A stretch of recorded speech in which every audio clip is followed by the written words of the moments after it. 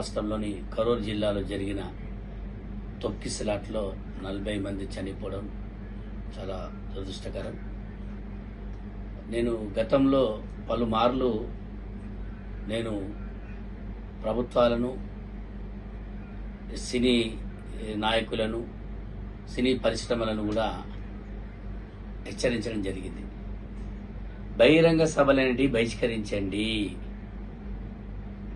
అది రాజకీయ పార్టీలు కానీ, సినీ ప్రముఖులు కానీ, అది కేంద్ర రాష్ట్రాల్లో ఏ పార్టీలైనా కానీ బహిరంగ సభలను మినిమం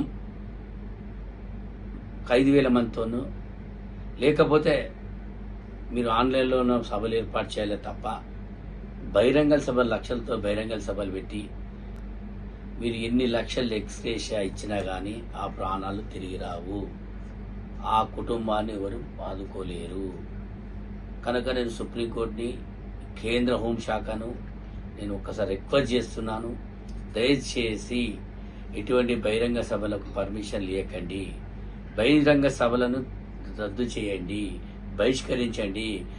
వీటి వలన పొల్యూషన్, ట్రాఫిక్ అంతరాయము, వీటి వలన ప్రాణహానిలు, వీటి వల్ల నష్టాలే తప్ప లాభాలు ఎవరికి లేవు. కేవలం లాభాలు సినీ నిర్వాహకులకు, రాజకీయ నాయకులు నిర్వహించే వారికే లాభం తప్ప ఏ పేద ప్రజలకు లాభం లేదు.